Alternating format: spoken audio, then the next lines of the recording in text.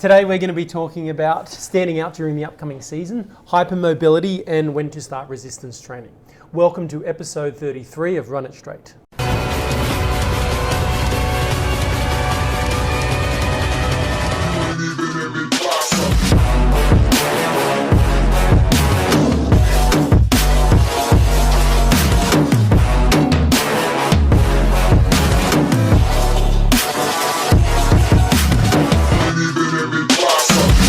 All right, our first question comes from Callum. Have any advice for standing out in the upcoming season? Team first or me first? So when it comes to standing out, and it's a little bit of an odd question talking about the upcoming season because it's the end of the season, but maybe that means next year. What I would say is you need to work your backside off over the off season and become undeniably good. Play the game faster and harder than those around you, or at least as hard and as fast as what you possibly can. And to do that, you've got to get fitter, faster, stronger. You've got to build your skill up and then learn to play with as much aggression, controlled aggression, but as much aggression as you can, and intensity. Anything on how to stand out? Yeah, look, I think it's a tough question. I think you need to toe the line between player first and team first. I think we might have a disagreement here. Go on. Yeah, well, I think you need to find the balance there, figure out what your roles are in the team, and do that to the best of your ability. So you can sort of hide the fact that you're putting yourself first for the team's benefit as well. That means if you're required to make X amount of meters per game, you need to get your hands on the ball more. So you can disguise the fact that you're putting yourself first, but getting the team over the line as well.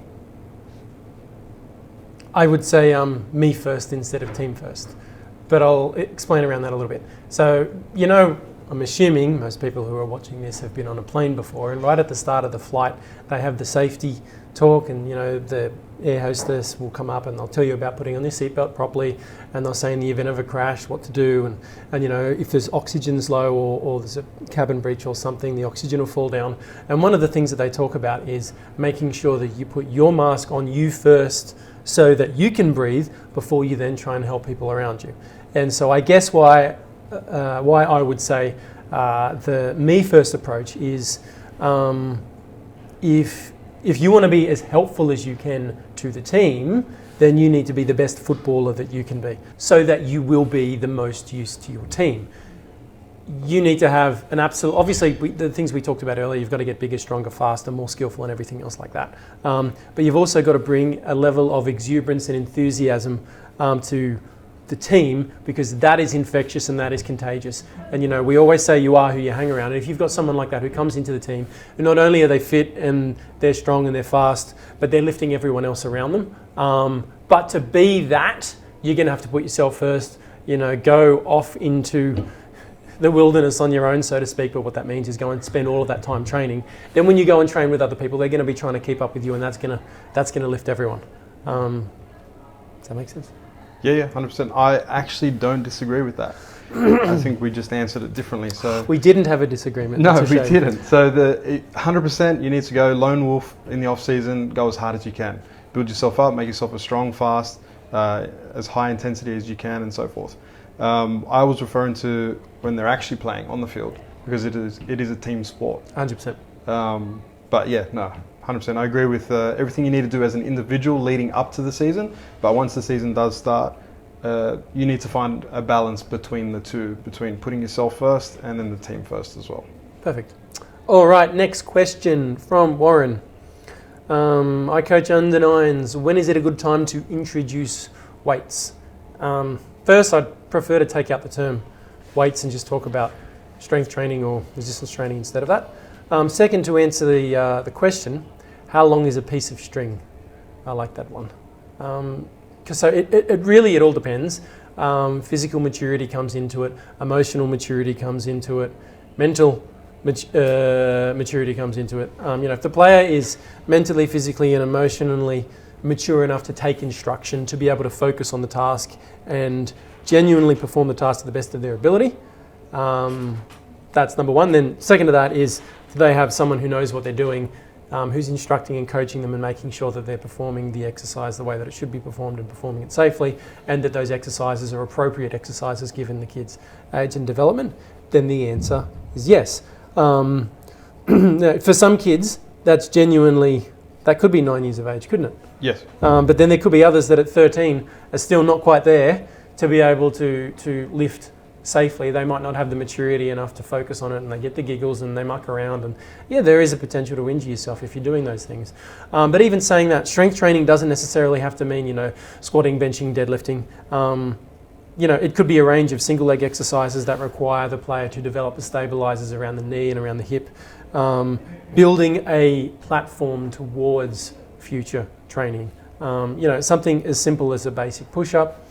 It's a very low incidence of injury with that, and that's a fantastic exercise for developing not just all overall upper body strength, but core strength as well. So I guess when they're physically, mentally, emotionally ready, and when you have someone who's qualified and experienced enough to coach them and guide them through.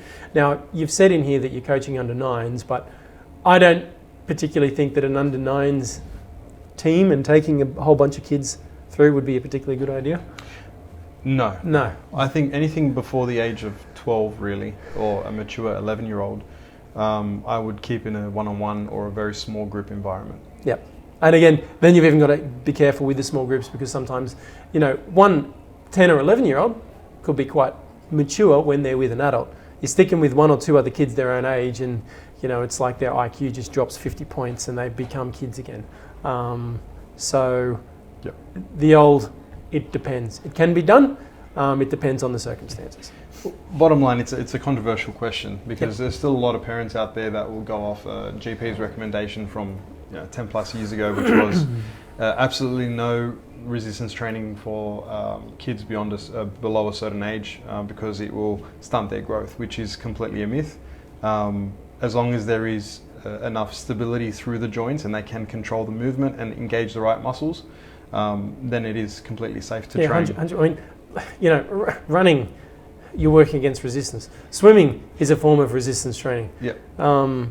You look at gymnasts, and you look at all the stuff that you might have an 8-year-old and a 9-year-old and a 10-year-old gymnast doing. They're doing a lot of strength training. Now, they're not lifting weights, which is why we said resistance or strength training, but they are doing strength training. So this is not one of those things that's just as straightforward as what people would say. It's a yes or a no, or a black and a white question. It depends. Yeah, 100%. Yeah. All right, next question comes in from Daniel. Do many players with hypermobility make it pro? And what exercises are good to help them strengthen up? I like the depends. It depends on how you define many. Not many players make it pro, period, do they? No. But yes, you can definitely make it if you have hypermobility issues. So the answer is yes. That was an easy one. Next question. No, just kidding. All right. We've got... It was very straightforward. Do they make it? Yeah. Yes, they do. We've had numerous players, heaps of players who've come through the program that have had differing levels of hypermobility, some of them more severe than others. Now, there's a few things. Our experience has been that those with hypermobility tend to have a higher power output than the average person who comes in and trains, but they also tend to have a higher injury rate. Okay, so there's some pluses and some minuses to it. I'm speaking with that we've worked with sending our boys. We've got 2 different NRL physios that we've used, and also a couple of high performance managers at NRL clubs, and they've said pretty much exactly the same thing. Okay, so what we've seen right through to the top level, it's the same, and they've talked about players at the top level that do have hypermobility. So yes, you can make it. Injury prevention is a massive thing for people with hypermobility. They're going to need a lot of extra stabilization work around joints and a lot of extra proprioception work, even to the point where, I mean, if you've listened to us before, we talk about the same basic principles when it comes to training all the time.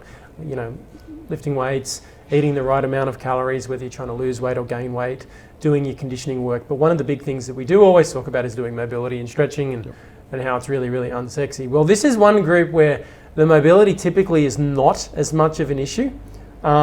But the flip side of that, instead of spending, an hour a day on your mobility, they need to spend a lot more time on proprioception stuff and on strengthening the joints where they're likely to get those injuries. So it's even more important for them. Now, I'm not about to go through all the different proprioception exercises that you're going to need to do.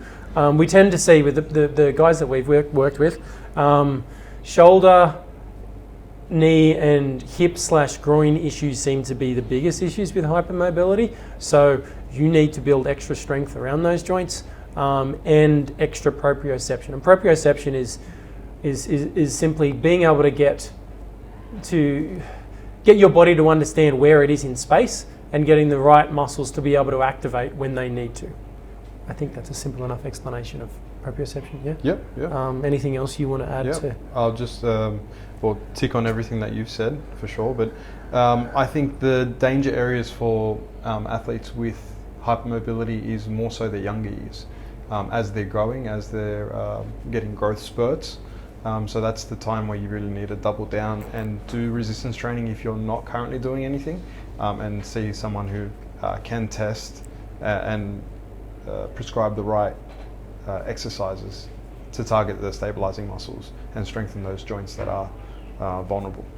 Yeah, but again, like I said, there is positives. At one point, almost all the power records that we have in the gym for boys coming through were held by guys with hypermobility. So it's a massive plus, provided you work around it, you train your stabilizers, you do the things that you need to do. I was actually going to say it's a massive benefit unless you're on the spectrum, on the higher end of the spectrum of hypermobility. When it comes to being able to generate power, you're so far ahead of everyone. Yeah. And that works really, really well in NRL. Yeah, 100%. Because you need to be explosive, you need to be powerful. Whereas a lot of our strong boys struggle with the power output because of their lack of flexibility. Yeah, so like we said, for 90% of guys, we've got you doing a whole ton of mobility, flexibility work, but there's this portion who they don't need to spend the time doing that. So. Yep. And if you were to pair the two up together, I think doing rehab exercises is easier to commit to than someone doing stretching. Yeah, people hate stretching. Yeah. Yep. And that's all we have for you today.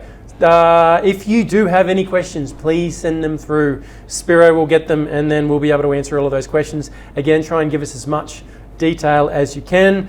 Don't forget to follow us on YouTube, Instagram, Facebook. I think that's it. We're not going on TikTok because I hate it. We'll see you in the next episode.